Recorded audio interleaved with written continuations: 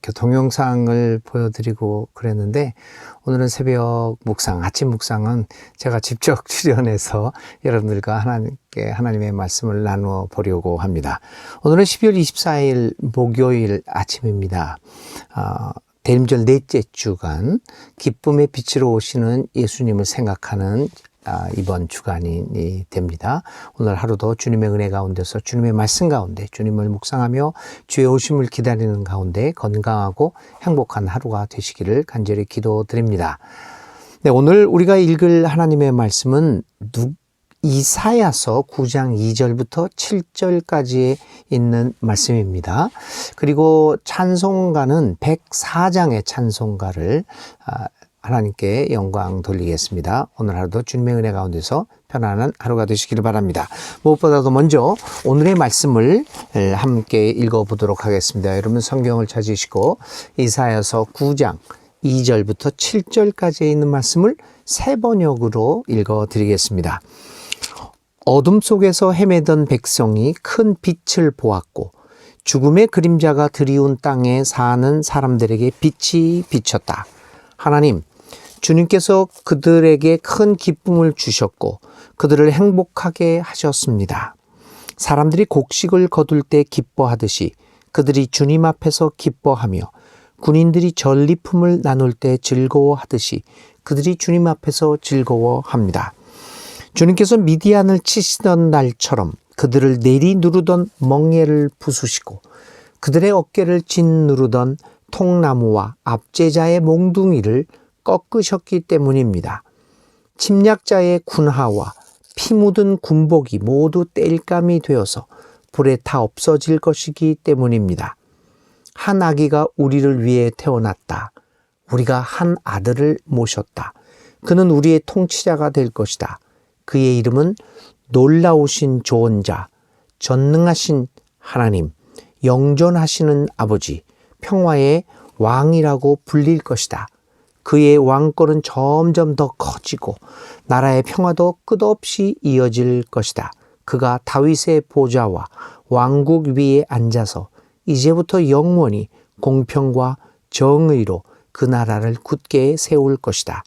만군의 주님의 열심이 이것을 반드시 이룰 것이다. 아멘. 기록된 하나님의 말씀입니다.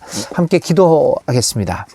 사랑의 아버지 하나님, 오늘 12월 24일 주님의 오심을 기다리는, 주님의 탄생을 기다리는 하루 전입니다.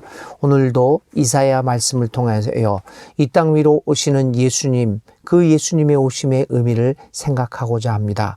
성령으로 함께하여 주셔서 우리로 하여금 이 말씀을 올바로 깨닫게 되고 코로나19로 우울한 이 시기에 우리에게 오시는 주님의 탄생이 어떤 의미를 갖고 있는가를 알게 되는 귀한 시간 되게 하여 주옵소서. 예수님의 이름으로 간절히 기도를 드립니다. 아멘.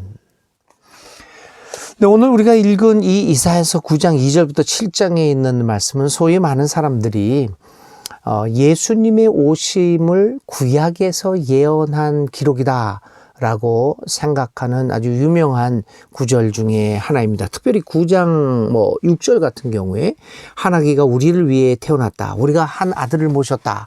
그 예수님의 탄생을 그대로 예언하는 것이다 라고 이해되어 왔던 구절이 이 이사야서 9장 6절이기도 합니다. 그런데 이 이사야서 9장 2절부터 7절에 있는 말씀은 물론 이제 예수님의 오심을 예언하고 예언하고 우리에게 알려주는 구절이라고도 볼 수 있지만 특별히 메시아, 하나님의 기름 부음을 받은 사람이 그 메시아가 구원자, 이 메시아, 기름 부은 사람이 우리에게 오는 이유가 무엇인가라고 하는 것들을 아주 잘 설명해 주고 있습니다. 오늘 구절들을 하나씩 보면서 한번 생각해 보려고 합니다. 그 메시아, 우리가 기름 부음 받은 자, 그리스도라고 믿고 또 그분을 존경하고 그분에게 예배를 드리는 예수 그리스도가 이런 이유로 우리에게 오셨다라고 하는 것을 깨닫게 만들 수 있는 구절이 바로 이 이사야 9장 2절입니다. 어둠 속에서 헤매던 백성이 큰 빛을 보았습니다. 여러분, 우리 예수님께서 이 땅 위에 오신 이유는 무엇이겠습니까? 메시아, 그리스도가 이 땅 위에 우리에게로 오시는 이유는 우리에게 빛을 주시기 위함이었습니다. 그래서 이 대강절, 대림절 4주간 동안 우리는 처음에는 희망의 빛으로 오시는 예수님, 기쁨, 또 평화, 사랑의 빛으로 오시는 예수님, 이렇게 예수님이 빛으로 오신다라고 하는 의미를 우리가 대림절에 부여했지 않았습니까? 그렇습니다. 예수님의 오심은 우리로 하여금 빛을 보게, 빛, 진리를 보게 하는데 그 목적이 있습니다. 왜냐하면 오늘 9장 2절의 말씀 기록되어 있는 것처럼 우리는 어둠 속에서 헤매는 백성이었기 때문입니다. 우리는 여러 가지 이 세상이 주는 거짓에 의해서, 그리고 내 내면에서부터 올라오는 그 욕망의 여러 가지 그 문제로 인해서 우리는 진리를 멀리하고 거짓, 어둠에 빠져서 헤매던 사람들입니다. 어둠에서는 사물을 분간하지 못합니다. 어둠에서는 사물을 느끼지 못합니다. 우리는 어디로 가야 될지 알지를 못합니다. 어둠은 우리를 혼돈 속으로 몰고 가기도 합니다. 이런 삶을 살아가고 있던 우리들에게 예수님은 오셔서 빛을 주십니다.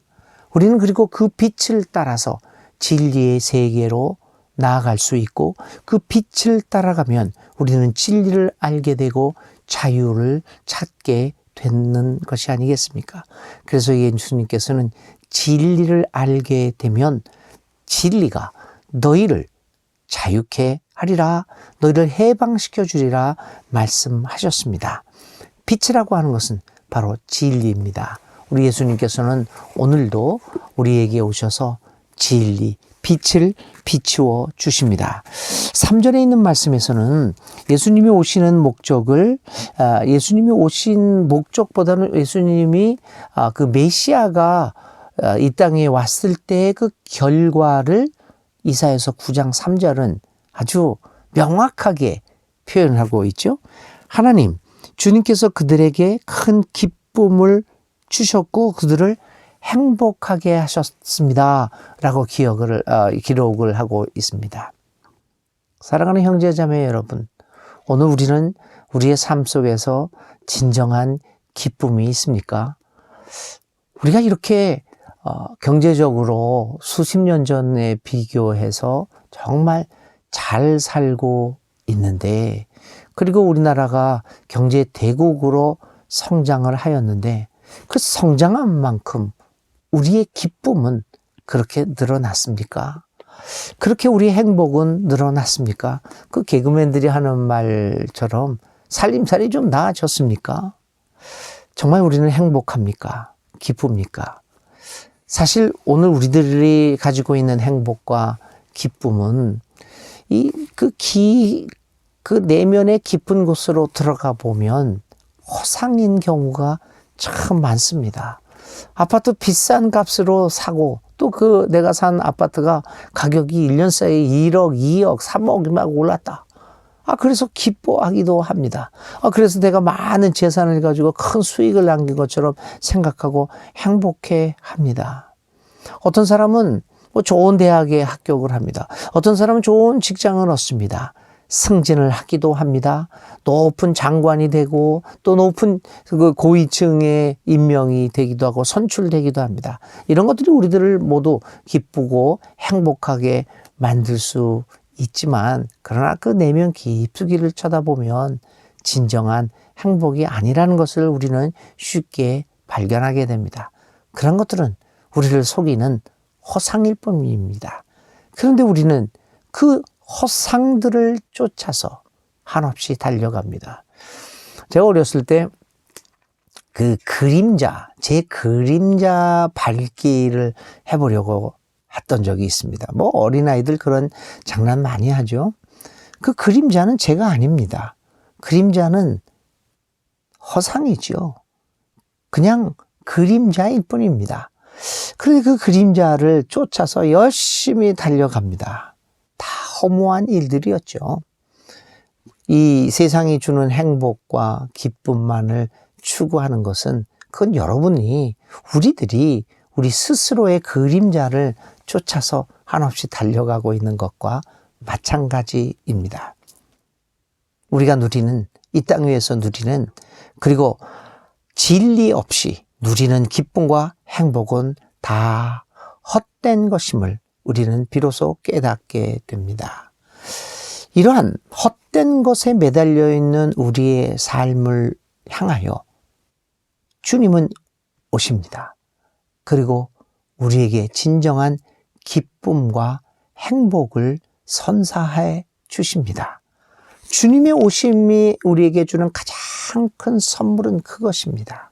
진정한 기쁨과 행복을 맛볼 수 있다는 것입니다. 우리의 역사를 보거나 성경의 역사를 보거나 신앙의 역사, 교회의 역사를 보아도 우리는 압니다. 예수님 안에서 자기를 발견한 자, 예수님 안에서 진리를 발견한 사람들은 얼마나 그들의 삶의 외부적인 조건과는 상관없는 큰 기쁨과 행복을 누리며 살아갔습니까? 성 프란시스, 이 기독교 역사 중에서 2000년 역사 중에서 가장 예수님을 많이 닮았다라고 하는 사람, 얼마나 예수님을 사모했으면 그의 몸에 예수님의 스티그마, 흔적까지 가졌다라고 하는 전설을 갖고 있는 이 성 프란시스. 그는 부자 상인의 아들로 태어났습니다. 그러나 어느 날 그는 너는 가진 재산을 다 팔아 가난한 자에게 주고 나를 따라오라 라고 하는 그 주님의 말씀 문자 그대로 실천하고 모든 재산을 팔아 가난한 사람에게 주고 그런 빈털터리가 돼서 예수님을 따라 나섰습니다. 그가 평생에 옷자락 하나 걸치고 살아왔던, 그래서 탁발승려단의 효시가 되기도 했던 사람입니다. 그는 모든 것을 잃어버리고 모든 것을 포기했지만 예수님을 얻음으로써 평생에 기쁘고 행복한 삶을 살았던 사람으로 기억되고 있습니다. 진정 프란시스 뿐이겠습니까? 많은 예수님을 따라갔던 사람들이 이 세상에 가진 것은 별로 없고 누릴 것을 포기하더라도 그들은 진정 행복한 삶을 살아갔습니다. 그러나 그 반면에 예수님 없이 진리를 만나지 못하고 그저 세상의 그림자만 쫓아갔던 사람들, 얼마나 피곤하고 불행한 삶을 살았던가를 기억합니다. 사도 바울은 이렇게 이야기를 합니다.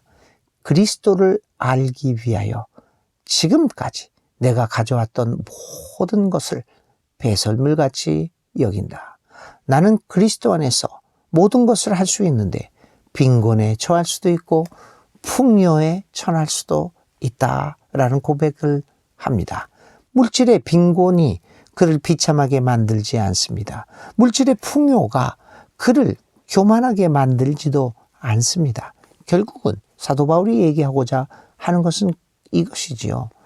삶의 외부적인 조건과는 아무런 상관없이 그리스도 안에서 참 기쁨과 행복을 누리는 삶을 살 수 있을 것이다. 살 수 있다.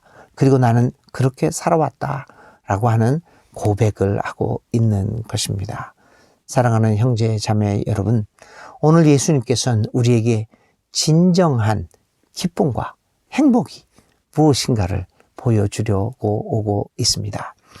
코로나19는 우리로 하여금 화려한 오늘까지 우리가 이룩했던 화려한 삶의 성공에 대해서 다시금 생각해 보게 만들고 있습니다. 그렇게 하늘을 수놓고 다녔던 그 수많은 비행기들, 얼마나 많이 세계를 왕래하고 다녔습니까? 인류들이. 얼마나 많은 공장들이 그 수많은 물건들을 쏟아내고자 24시간 가동을 하며 정신없이 이 삶의 물질 축적을 위해서 살아왔습니까? 그런데 코로나19가 순식간에 그것들을 멈추게 만듭니다. 그 멈춤의 순간에 우리가 그렇게 여행 다니면서 하늘을 휘젓고 다니고 이 땅을 휘젓고 다니고 그 수많은 물건들을 생산하고 소비하면서 흥청망청 행복하고 기쁘게 살아왔던 것 같은 그 생활이 얼마나 허무한 것이었음을 우리에게 보여주고 있습니까? 그렇지 않습니까? 코로나19가 우리에게 주는 교훈도 그러한 의미에서 한번 되새겨 볼 필요가 있습니다. 코로나19로 인하여 우리는 삶을 조금 멈추면서 생각해 보게 되었습니다. 우리의 진정한 기쁨과 행복이 무엇인가 라고 하는 것을 우리는 비로소 보게 되었던 것입니다. 세 번째로 우리 주님께서 오시는 이유를 이렇게 얘기합니다. 그들이 기쁨과 행복을 느꼈던 것은 5절에 있는 말씀이죠. 그러니까 4절과 5절이죠. 주님께서 미디안을 치시던 날처럼 그들을 내리 누르던 멍에를 부수시고 그들의 어깨를 짓누르던 통나무와 압제자의 몽둥이를 꺾으셨기 때문입니다. 침략자의 군화와 피 묻은 군복이 모두 땔감이 되어서 불에 타 없어질 것입니다.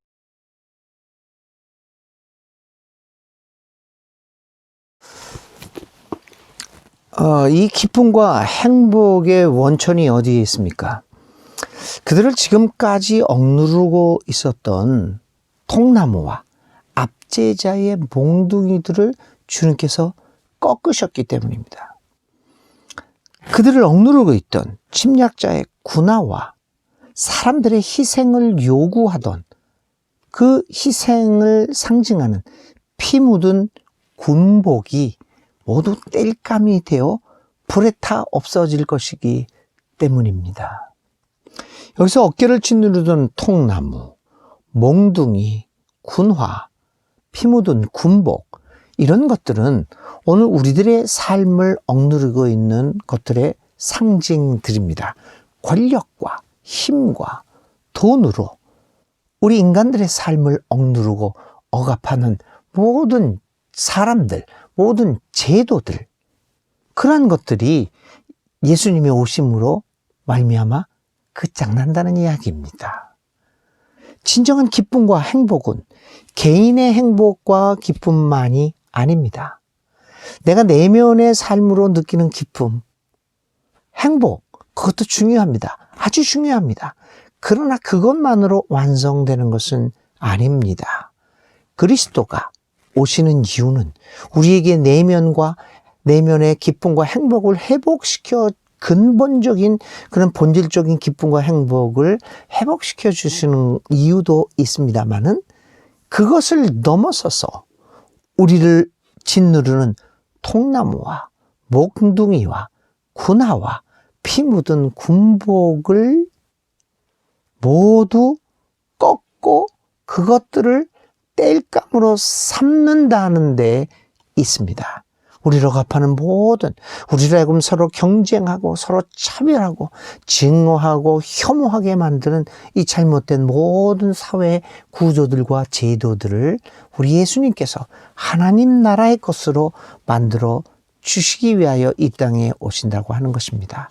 사랑하는 교우 여러분, 형제자매 여러분, 오늘 우리의 삶을 억누르고 있는 모든 것들이 예수님의 힘으로 물러갈 것입니다.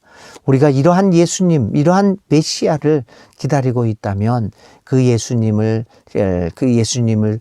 오심을 기다리는 우리들도 오늘 우리 사회에서 우리를 억누르고 있는 것들이 무엇인가를 진지하게 한번 생각해 보면서 하나님 나라의 가치관에 맞추어 그것들을 개선해 나가고 고쳐 나갈 수 있는 행동들을 또 그러한 마음 결단들을 할 수 있는 우리들이 되어야 합니다. 코로나19로 인하여 여러 가지로 우리의 삶을 성찰하게 만드는 이 계절에 오시는 우리 예수 그리스도의 그 왕림하심, 그 대림, 강림을 기쁜 마음으로 행복한 마음으로 기다리는 우리 모두가 되시기를 간절히 기도드립니다. 우리 함께 기도드립니다. 하나님 감사합니다. 예수님께서 우리에게 메시아로 오셔서 우리에게 큰 기쁨과 행복을 주시는 분이심을 다시 한번 깨닫습니다. 우리에게 진리의 빛을 주시는 분이심을 다시 한번 깨닫습니다. 우리를 억누르는 모든 막대기와 몽둥이와 군화와 또 피 묻은 군복들을 없애주시는 진정한 하나님 나라를 이루기 위하여 오시는 분이심을 깨닫습니다. 주님의 오심을 의미를 깨닫고 주님을 기다리면서 우리도 그러한 진리의 빛, 기쁨과 행복, 우리를 억누르는 모든 제도들을 하나님의 것으로 만들어가는 노력들을 하는 진정한 의미의 예수님의 오심을 기다리는 예수님의 제자들이 다 되게 하여 주옵소서. 예수님의 이름으로 간절히 기도를 드립니다. 아멘. 예, 오늘 우리가 하루 종일 생각할 말씀은 빛으로 오시는 예수입니다. 그 빛이 나에게 어떠한 영향을 미치고 결과를 가져올까? 그리고 나는 정말 빛이신 예수님을 쫓아 사는 삶인가 성찰하면서 하루를 묵상하며 주님의 오심을 기다리는 기쁘고 행복한 날이 될 수 있기를 간절히 기도드립니다. 예, 오늘의 실천은 빛이신 예수님이 나에게 오셔서 나를 변화시킨 내용이 무엇인가를 기록하고 그 하나하나를 위해서 하나님 앞에 통해서 하나님 앞에 감사의 기도를 드리시는 여러분 되시기를 바랍니다. 오늘 24일 크리스마스 이브 또 코로나19로 인해서 5인 이상 모임을 갖지 말자고 했죠. 여러 사람들하고 모임 갖지 말고 주님과 적은 수의 가족들과 함께 주님과 만남을 더욱더 힘쓰는 이 크리스마스 이브가 되시기를 간절히 기도드립니다. 내일 아침 묵상은 없고요. 25일 오전 11시쯤에 보시면 여러분들이 설교 동영상을 볼 수 있게 될 것입니다. 유튜브로 보실 수 있겠습니다. 실시간으로 11시에 볼 수 있겠습니다. 그러면 내일 크리스마스 성탄절날 기쁜 마음으로 다시 만나요. 안녕히 계세요.